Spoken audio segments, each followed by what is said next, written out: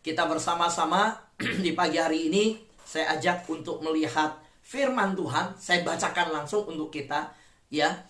Di 1 Tawarik pasal 29 ayat 17. 1 Tawarik pasal 29 ayat 17. Aku tahu, ya Allahku, bahwa Engkau adalah penguji hati dan berkenan kepada keikhlasan. Maka aku pun mempersembahkan semuanya itu dengan sukarela dan tulus ikhlas. Pagi hari ini kita diajak untuk melihat kebenaran firman ini yang berbicara bagaimana doa dari hamba Tuhan di 1 Tawarik pasal 29 ayat 17 ini yang datang kepada Tuhan, yang menyelidiki hati. Tuhan kita ya adalah Tuhan yang menguji hati. Saudara, kalau dia Tuhan yang menguji hati, manusia itu harus hidup dengan tulus ikhlas di hadapannya. Karena kita tidak bisa menutupi akan hati kita yang sanggup diselidiki oleh Allah. Manusia melihat rupa. Ketika Samuel diberitahukan oleh Tuhan sebuah pengajaran yang penting bagi hidup Samuel. Samuel. Manusia itu melihat rupa. Karena Samuel waktu disuruh mengurapi anak Isai jadi raja, Samuel sudah pernah mengurapi satu raja. Raja yang pertama di Israel adalah Saul. Saul itu badannya tinggi, besar, dan dia orang yang gagah. Samuel sudah pernah melihat bagaimana seorang raja yang pertama dia urapi waktu Tuhan bilang, ini orangnya. Nah, Samuel memakai pola pelayanan yang lama. Ini kebenarannya. Saudara, kita perlu belajar bahwa Tuhan bekerja itu memakai cara-cara yang melampaui pikiran dan hati kita. Hari-hari ini pelayanan Tuhan, kita lihat tidak memakai pola-pola yang selama ini mungkin yang kita tahu. Tapi hari ini kita dengan pola yang baru, dengan pola yang baru memuji Tuhan. Hanya satu gitar. Saya mau tanya, kalau dulu di gereja, ya, nggak ada di sini ya, tapi ada di luar yang lain, ya. Wah, di gereja mau ada keyboard, ada drum, mau ada gitar listrik, mau ada penari, mau ada lampu kelap-kelip. Di gereja itu sudah seperti bukan lagi mimbar, tapi panggung konser. Saya mau tanya hari ini, saudara, sahabat kita, Pak Paul memimpin kita tadi, mimpin pujian pakai gitar. Saudara nikmatin hadirat Tuhan? Saya menikmati. Dan saya teringat satu pujian tadi yang saya nyanyikan. Hadirat-Mu Tuhan ku rasakan. Saya merasakan waktu tadi pujian dinaikkan. Hanya dengan satu gitar, tidak di depan mata, di seberang laptop, dan dia ada di Semarang, ada di Kudus, kita di sini. Hari ini Tuhan membongkar yang namanya isi hati yang dalam mencari Tuhan. Bukan tergantung band, bukan tergantung alat musik. Hari ini semua yang dicari secara manusiawi yang selama ini dibilang, oh kalau begini lebih merasakan hadirat Tuhan. Bukankah hari ini yang ada yang bersama kita di Perth, Australia, merasakan bagaimana Tuhan bisa menyembah Tuhan dengan sungguh-sungguh? Amin. Ya, itu yang terjadi. Nah, Samuel terpola pada pelayanan yang lama. Ya, Samuel melihat bahwa dia pernah mengurapi raja dengan badan tinggi. Jadi tinggi besar, gagah. Samuel berpikir, ini orangnya, kakak-kakak Daud. Tuhan memberikan sebuah pengajaran yang begitu penting sepanjang Alkitab. Yaitu apa? Manusia melihat rupa, Tuhan melihat hati. Nah, saudaraku yang terkasih dalam Tuhan, maka ketika hari ini kita melihat bagaimana firman Tuhan yang berbicara di 1 Tawarik 29. Aku tahu ya Allahku, bahwa Engkau adalah penguji hati dan berkenan kepada keikhlasan. Kita harus hari-hari ini memperkatakan firman ini. Aku tahu ya Tuhan, Tuhan itu penguji hati. Tuhan itu berkenan kepada keikhlasan. Sahabatku yang terkasih dalam Tuhan, mari kita bersama-sama mempersembahkan hari ini dengan hidup kita, dengan sukarela, dengan tulus ikhlas, seperti Tawarik berkata, aku pun mempersembahkan semuanya itu dengan sukarela dan tulus hati. Saudara harus persembahkan pujian dengan sukarela. Saudara harus persembahkan waktu dengan tulus ikhlas. Saudara harus memberikan perhatian, mengajak ya jiwa-jiwa untuk datang dengan sukarela, dengan tulus ikhlas. Saudara harus lakukan dari dalam hati sungguh-sungguh. Tadi sudah disaksikan. Apa yang disaksikan? Bu Lucia ya mengirim WhatsApp 13 Mei, mengirimkan, diajak. Belum tertarik, akhir Mei diajak lagi. Lalu 1 Juni akhirnya bersama-sama. Ini memberikan kita mengerti bahwa yang bekerja mengajak orang datang, kita hanya alat, tapi Roh Kudus yang menjamah hati orang dan yang menggerakkan orang untuk datang kepada Tuhan. Yang katakan amin, lambaikan tangan. Amin.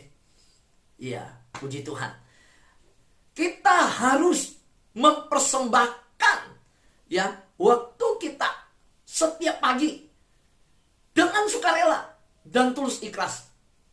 Ya, di dalam kebersamaan sahabat doa, kita semua adalah orang-orang yang datang kepada Tuhan dengan hati yang tulus ikhlas. Dan firman Tuhan di Mazmur berkata, di 139 ayat 23, selidikilah aku ya Allah, kenalah hatiku, ujilah aku, kenalah pikiranku. Wah, ini luar biasa.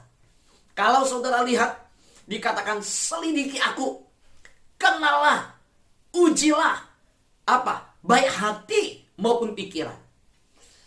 Jadi, seluruh penyembahan kita adalah penyembahan yang dikenal oleh Tuhan, yang diterima oleh Tuhan, di mana dia ada Tuhan yang menguji orang yang datang kepada dia, baik pikiran maupun hati. Jadi kita harus punya kepekaan rohani. Dalam hal ini saya mau berkata kita harus punya kepekaan rohani. Di dalam kesaksian yang saya dengar dari Bu Esther Emilia, waktu diajak, dia bukan hanya melihat sebuah bacaan WhatsApp yang mengajak dia berdoa di sahabat doa, tapi Ibu Esther Emilia melihat dengan kepekaan rohani, ini adalah embun pagi dari Tuhan. Embun pagi dari Tuhan. Saya mau embun pagi dari Tuhan. Siapa yang mau mendapat embun pagi dari Tuhan setiap hari? Lambaikan tangan. Siapa yang berkata, aku rindu mendapat mana surgawi, mana yang dari Tuhan? Lambaikan tangan. Puji Tuhan, puji Tuhan, puji Tuhan. Nah, jadi harus punya kepekaan rohani. Tuhan udah banyak memberikan kita makanan rohani. Tuhan sediakan. Jadi dia Bapa yang tidak memberi batu kepada yang minta roti. Dia Bapa yang tidak memberi ular kepada meminta ikan. Dia Bapa yang memberikan kepada kita kecukupan persediaan makanan rohani. Kalau kelaparan, kalau ada anak Tuhan kelaparan cara rohani, itu bukan karena dia Bapa tidak pelihara, tapi karena anak-anaknya tidak menyukai akan makanan rohani. Nah, ini disiplin rohani, menyukai hal-hal yang rohani. Saya akan ajarkan di hari Senin. Bagaimana semak duri itu akan menghimpit pertumbuhan rohani kita. Yesus memberi perumpamaan. Waktu benih ditaburkan, ada 4 jenis tanah. Mengejutkan, kita harus bersama menyadari kalau perhitungan dari tanah yang dibagi 4, berarti Yesus berkata, hanya ada yang jatuh di tanah yang subur yang bertumbuh. Berarti 1/4 itu yang tumbuh, 3/4 tidak tumbuh. Waktu saya membaca apa yang Yesus sampaikan bahwa benih itu adalah firman Tuhan, tanah itu adalah ladang hati. Waktu ditabur, saudara tahu apa yang terjadi? Ternyata di gereja, ternyata anak-anak Tuhan, itu waktu dengar firman Tuhan, itu hanya 1/4 yang benar-benar menerima benih firman Tuhan dan tumbuh di hatinya. 3/4 itu tanah yang gak subur. Tapi saya percaya, saya berdoa bahwa di seluruh sahabat doa, di dalam doa fajar, bukan 1/4 yang tumbuh. Benih firman Tuhan ditabur 100%. Semua sahabat doa, semua bertumbuh. Haleluya. Yang katakan amin, lambaikan tangan. Amin. Iya. Saudaraku yang terkasih dalam Tuhan, karena itu, biar kita bersama-sama memiliki kepekaan rohani. Kenapa? Karena saya sudah katakan, Tuhan menyatakan, seperti yang saya juga pakai pada hari ini, ayat yang saya mau sampaikan, Yesaya 60 ayat 1 dan 2. Bangkitlah, menjadi teranglah, sebab terangmu datang, dan kemuliaan Tuhan telah terbit atasmu. Bagaimanakah kita bisa menjadi terang Tuhan? Bagaimana kita bisa menerima terang Tuhan? Bagaimana kita bisa mengalami kemuliaan Tuhan terbit atas kita? Saudara, kita harus bereskan hati kita di hadapan Tuhan. Katakan amin. Iya. Kita harus menjadi gembala-gembala yang seperti waktu Yesus lahir di padang. Mereka melihat sinar kemuliaan Tuhan dan mereka cepat-cepat pergi mencari bayi Yesus. Bukan seperti ahli Taurat dan Farisi dan Herodes. Saudara, waktu terang Tuhan terbit, waktu dinyatakan bahwa hari ini telah lahir bagimu Yesus Kristus Tuhan di kota Daud, juru selamat manusia. Saudara, para gembala menerima kuasa perkataan itu, mereka menerima dan mereka langsung menjalankannya. Saudara, hari-hari ini kegelapan menutupi di sekitar kita. Tapi Tuhan berkata, anak-anak Tuhan yang di sahabat doa, setiap sahabat doa yang di Zoom sedang dipakai Tuhan untuk menyatakan terang Tuhan terbit di tengah keluarganya. Bahwa terang Tuhan menjadi terang yang akan menyinari setiap keluarga, bahkan semua saudara-saudara dan orang-orang yang dimana Tuhan telah tempatkan dalam hidup saudara. Saudara, saya bersyukur bahwa ada ibu yang mengajak anak ikut doa, sahabat doa. Terang Tuhan telah bersinar melalui seorang ibu bagi anak. Anak bisa melihat. Ada bapak yang ada anak laki-lakinya yang ikut dalam sahabat doa. Dan baik ibu yang ngajak anaknya maupun yang bapak ini anaknya tergerak. Mereka anaknya sama-sama umur 24 tahun. Saudara, di sahabat doa terjadi sekarang.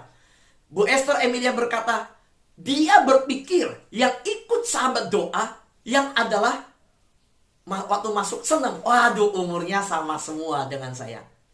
Kecuali hari ini saya mau luruskan satu hal. Kalau saya beda. Ya, wah, pengkhotbahnya sama, lebih senang lagi. Saya masih beda gitu ya. Nah, saudaraku terkasih dalam Tuhan. Tapi hari ini kalau kita dengar apa yang disampaikan, bahwa waktu masuk umurnya sama senang, tapi kegerakan sahabat doa sedang dipakai Tuhan. Ada anak-anak muda, generasi muda dibangkitkan oleh Tuhan, yang hadir dan sekarang dikirim oleh Tuhan. Sahabat doa sedang bertumbuh dan menjangkau anak-anak muda yang katakan haleluya, amin, lambaikan tangan. Puji Tuhan, berikan kemuliaan bagi Tuhan. Amin. Saudara, terang Tuhan terbit atas keluarga saudara. Tapi saudara harus ingat, kitab berkata Tuhan menyelidiki hati. Tuhan menguji pikiran, menguji hati, menyelidiki pikiran. Jadi kita harus terus berkata. Ayo katakan sama-sama saya di rumah. Ya, sama-sama di rumah, tidak usah buka mic-nya. Ujilah aku Tuhan, cobalah aku Tuhan, selidiki batinku dan hatiku, mataku tertuju padamu. Aku cinta padamu Tuhan, aku rindu hadirat-Mu Tuhan, aku ingin selalu dekat padamu, menikmati kehadiran-Mu. Mari angkat tangan kita bersama-sama. Ku nyanyi Hosana bagi Rajaku yang duduk di tahta. Aku muliakan dan ku agungkan, Kaulah layak disembah, Kau layak, Kau layak disembah. Berikan kemuliaan bagi Tuhan. Amin. Haleluya. Saudaraku yang terkasih dalam Tuhan, terang Tuhan akan terbit atas kita. Bahwa kita menjadi bejana. Bejana hati ini harus dibersihkan, dikuras. Seperti kolam air harus dikuras. Harus mengalir. Kalau jangan seperti laut mati. Tetapi harus menjadi sungai kehidupan. Ya, sungai sukacita yang mengalir terus menerus. Saudara, ada banyak orang sekarang tinggal dalam kegelapan. Tuhan mau pakai terang-Mu terbit atasnya. Berdoa, kirimkan berita, kasih tahu ada yang mendoakan. Ayo datang bergabung. Ayo cari Tuhan bersama-sama. Kita siap mendoakan mereka. Ayo ajak mereka cari firman Tuhan. Bawa mereka bergaul dengan Tuhan.